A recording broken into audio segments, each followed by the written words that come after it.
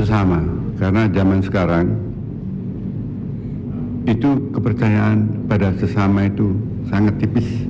Banyak sekali kebohongan yang juga diucapkan oleh Presiden dan orang-orang lainnya. Republik ini membutuhkan keberanian untuk tetap waras dalam berpolitik, untuk tetap selalu memegang prinsip-prinsip dalam konstitusi.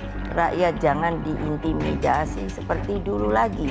Jangan biarkan kecurangan pemilu yang akhir ini terlihat sudah mulai akan terjadi lagi. Pemirsa, Anda kembali di Metro Pagi Prime Time. Mulai dari presiden yang pernah menjabat, tokoh masyarakat hingga budayawan mengatakan kekhawatiran akan masa depan demokrasi jelang Pilpres 2024. Ada apa di balik keprihatinan mereka? Ya, karena kalau kita melihat ke belakang, bukankah para penyelenggara negara ini sudah menyatakan komitmen untuk menjaga pemilu agar berjalan jujur dan adil serta netral? Kita akan membahasnya bersama pengamat politik Ikrar Nusa Bakti. Prof. Ikrar, selamat pagi. Selamat pagi Iqbal, selamat pagi Gemma. Selamat pagi Prof. Ikrar. Ya, Prof. Ikrar, pernyataan dan juga kekhawatiran serta keprihatinan para tokoh ini menurut Prof. Ikrar ditujukan kepada siapa, Prof? Ya, kalau buat saya sih tanpa tedeng aling-aling saya harus mengatakan bahwa memang ini ditujukan pada presiden ya. Kenapa demikian? Karena kita tahu bahwa beberapa kalimat-kalimat beliau sejak 2022 ya sampai beberapa hari yang lalu itu banyak sekali yang boleh dikatakan tidak sesuai dengan kenyataan yang ada ya. Saya beri contoh misalnya bahwa beliau tidak mau ikut campur tangan di dalam pembentukan koalisi, beliau juga tidak akan melihat anaknya itu menjadi calon wakil presiden, beliau tidak ingin ikut campur di dalam urusan Mahkamah Konstitusi dan sebagainya, tapi kita tahu kenyataannya itu bertolak belakang dengan pernyataan beliau. Nah itu yang makanya kalau kita perhatikan ya, tokoh-tokoh bangsa ini kembali menyuarakan keprihatinan ya. Ini sama persis dengan situasi menjelang 1998 yang lalu ya. Ini apa namanya itu,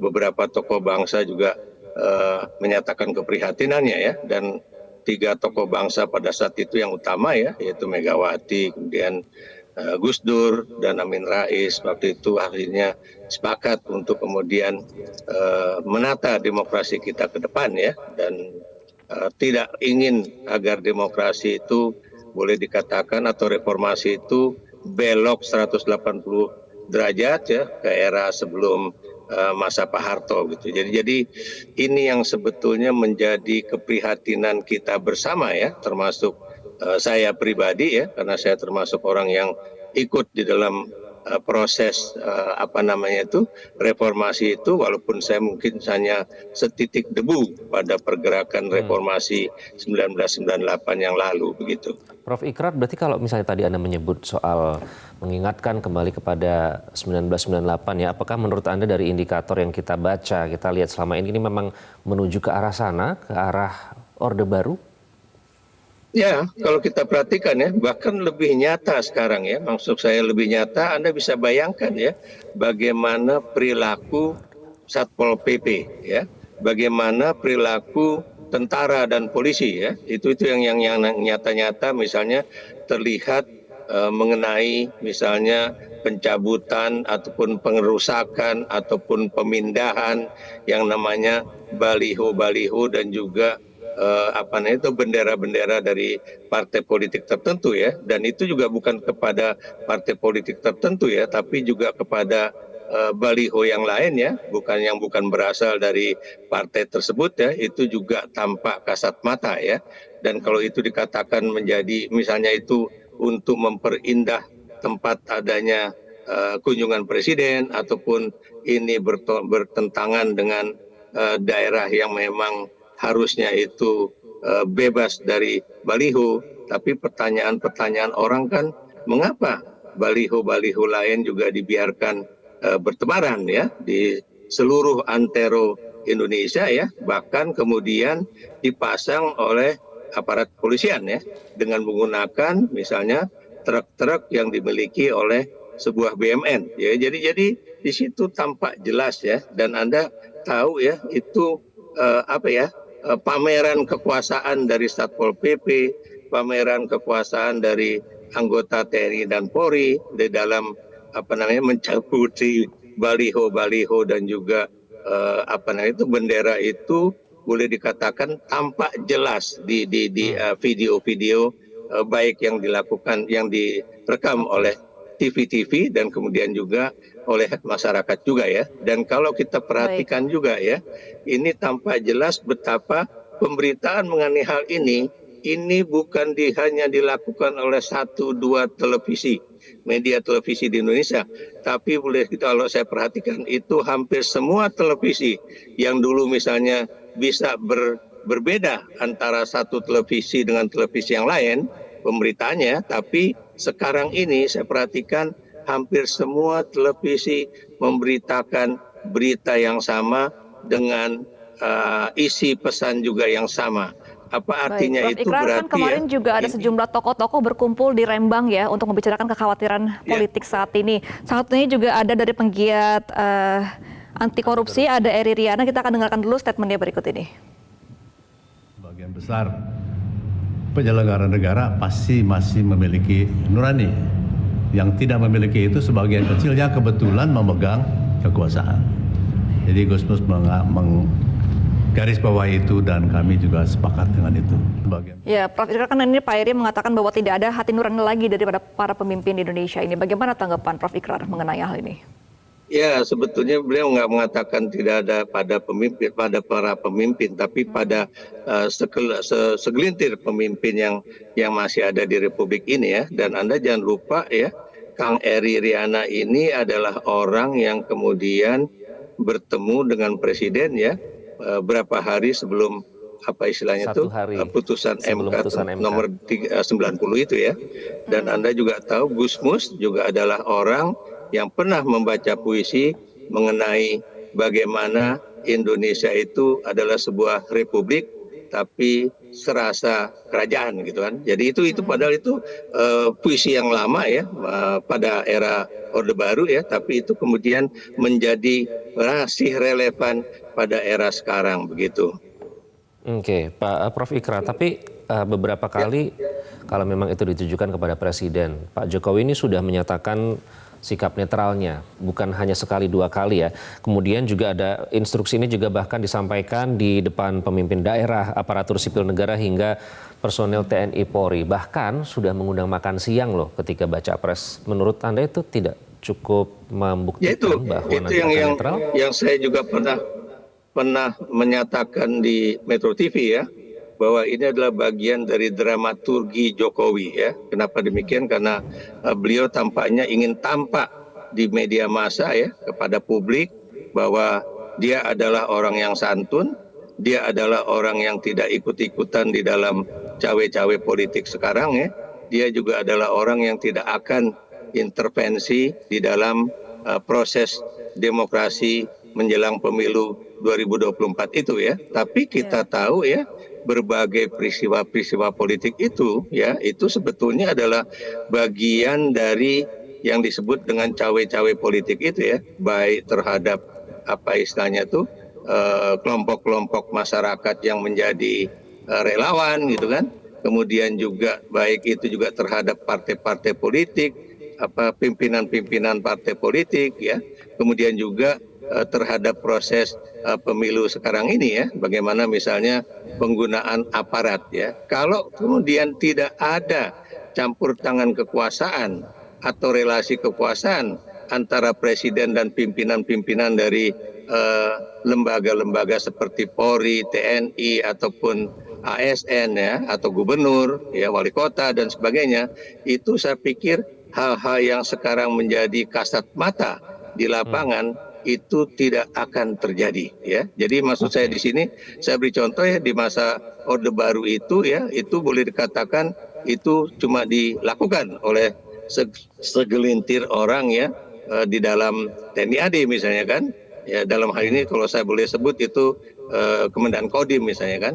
Tapi kalau sekarang saya melihat ini bahkan sampai tingkat yang paling bawah, bukan mustahil juga polisi-polisi dengan pangkat rendahan itu sudah menjadi bagian dari praktek-praktek politik yang sedang terjadi sekarang ya, yaitu bagaimana menghilangkan kesempatan bagi lawan politiknya untuk bisa bertarung secara adil ya, dan kemudian memberikan kesempatan pada pasangan tertentu ya, pasangan calon presiden dan wakil presiden tertentu untuk kemudian bisa berkibar di dalam kampanye-kampanye politik yang sebetulnya juga belum boleh terjadi sebelum 28 November ini. Begitu. Artinya ada perbedaan antara panggung depan dan panggung belakang ya Prof ya. Nah, kita akan betul, putarkan, itu yang Prof Ikrar, disebut dramaturgi itu. Ya. Kita akan putarkan ada statement dari salah satu tokoh jurnalis senior yang bahkan sempat meneteskan air mata menghadapi dinamika politik yang terjadi akhir-akhir ini. Kita dengarkan pernyataan dari Gunawan Muhammad berikut ini.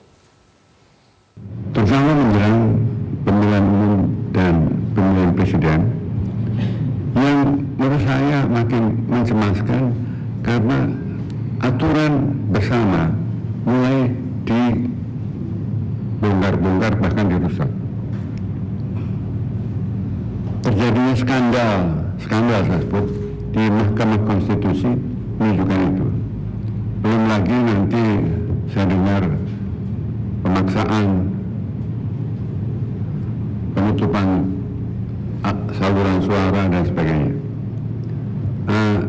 Kalau itu terjadi, Pilpres yang akan datang itu bisa tegang. Mestinya ada yang menang, tapi kemenangan itu kemenangan yang kosong.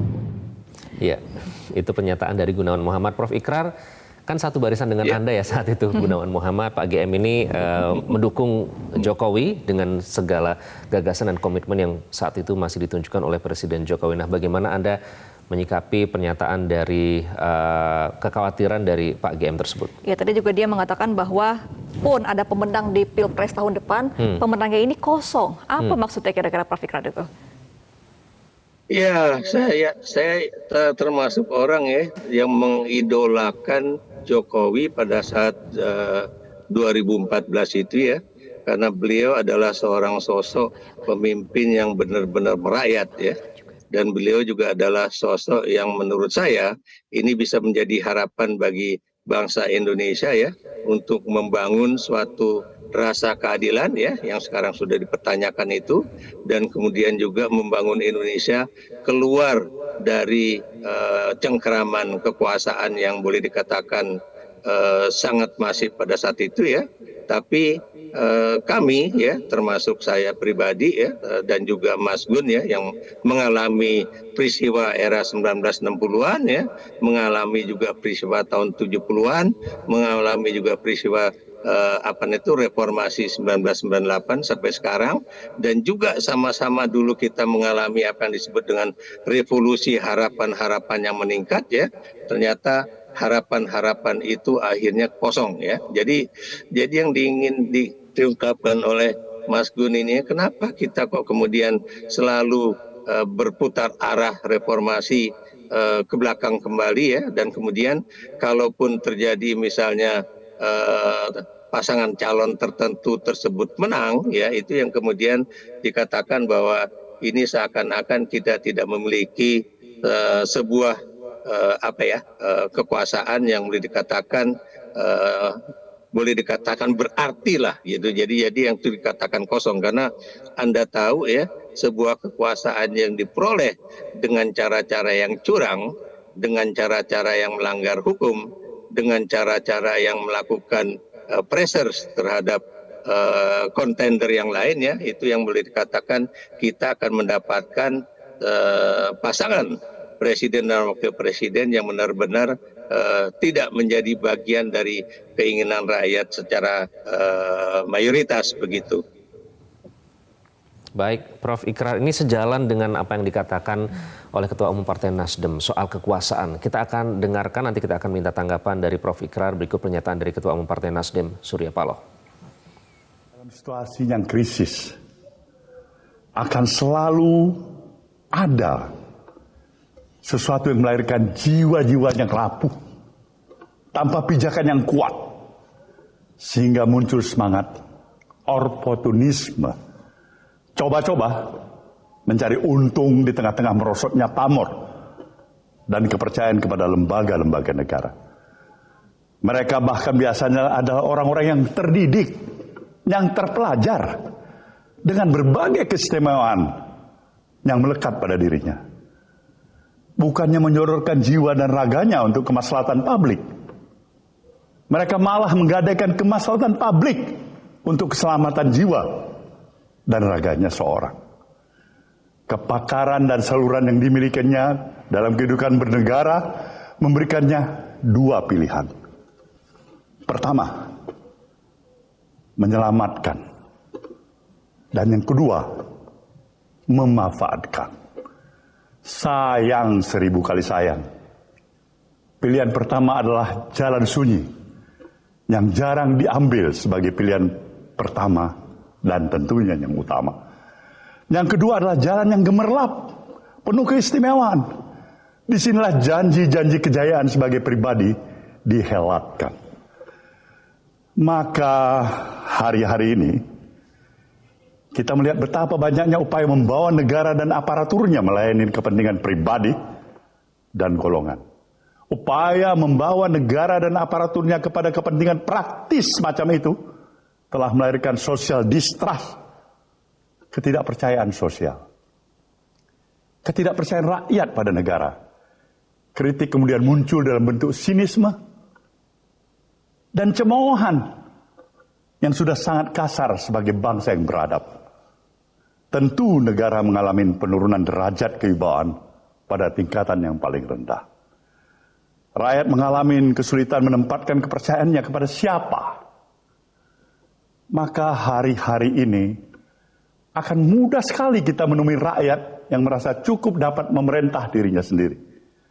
Saat ini kita berada di ujung tanduk kerusakan yang paling mencemaskan. Ya, Prof. Ikrar, tadi kita mendengarkan dari statementnya Pak Surya Paloh yang mengatakan bahwa jangan memanfaatkan keadaan karena turun pamor namanya. Benarkah seperti itu pemanfaatan pamor nama yang sudah mulai hilang ini? Kalau menurut saya iya ya. Saya di dalam beberapa tulisan saya maupun pernyataan saya selalu mengatakan bahwa sebuah legacy yang sudah baik itu ya dijaga ya. Legasi keberhasilan dalam pembangunan ya, kemudian legasi dalam artian menjadikan Indonesia mendapatkan posisi sebagai negara dengan pendapatan menengah ya, dan kemudian legasi-legasi yang lain ya. Tapi kemudian ternyata ya, mengapa ini kemudian boleh dikatakan dikesampingkan atau habis tanpa ada suatu legasi yang baik ya, dan kemudian kepercayaan rakyat itu menjadi hilang ya. Saya terus terang ya, saya tidak mengenal secara pribadi Bang Surya sebagai dalam artian dekat ya, tapi saya mengenal Bang Surya sebagai orang yang kebetulan bukunya sang ideolog itu pernah saya bahas ya di sebuah hotel di Bundaran HI gitu kan, dan di situ saya melihat betapa kekecilan pada saat itu mengenai Republik ini juga sudah muncul, apalagi kemudian saat ini ya, ketika partai beliau juga menjadi salah satu korban dari sebuah keangkuhan kekuasaan gitu. Jadi ini ketidakpercayaan rakyat ya, dan kemudian juga penyesalan, kesedihan dari rakyat yang kemudian dulu mendukungnya, dan kemudian juga penggunaan ya tadi kaum intelektual ya, baik di dalam pembuatan kebijakan atau dirijenisasi ya, maksud saya itu ada juga intelektual dulu intelektual kampus ya, yang sekarang juga bagian dari ring 1 di bawah presiden, yang kemudian juga dirijenisasi polster untuk kemudian memberikan seakan-akan pasangan yang didukung itu sudah mendekati angka kemenangan 51% di dalam satu putaran ya. Baik. Ini yang kemudian menyedihkan saya, sampai kemudian semalam saya bertanya pada teman-teman itu, apakah kemudian ini real atau kemudian ada juga yang digunakan oleh kekuasaan untuk kemudian Baik. mempengaruhi Ikrar, pilihan ini sebenarnya rakyat, tuh gitu. banyak yang sayang ya sama Pak Jokowi, diingatkan begitu, tapi didengarkan atau tidak itu urusan nanti. Nah, pertanyaan terakhir, masih relevankah slogan Jokowi adalah kita, Prof? Kalau menurut saya tidak lagi ya. Kenapa demikian? Karena dulu ya kita benar-benar menjadi terpesona ya oleh slogan Jokowi adalah kita. Tapi kalau buat saya sekarang bukan lagi Jokowi adalah kita, tapi saya berani mengatakan bahwa Jokowi adalah raja ya. Kenapa demikian?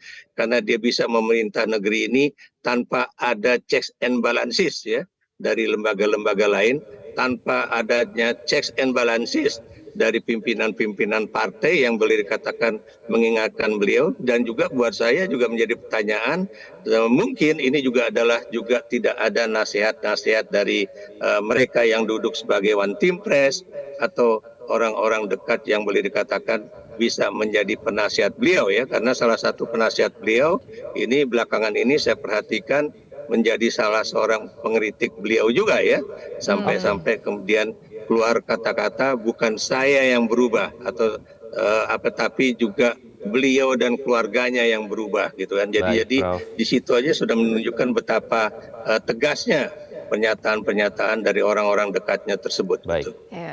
Baik, terima kasih Prof. Ikrar sudah bergabung di Metro Pagi Prime Time. Prof. Ikrar Nusa Bakti, pengamat. Jelajahi cara baru mendapatkan informasi. Download Metro TV Extend sekarang.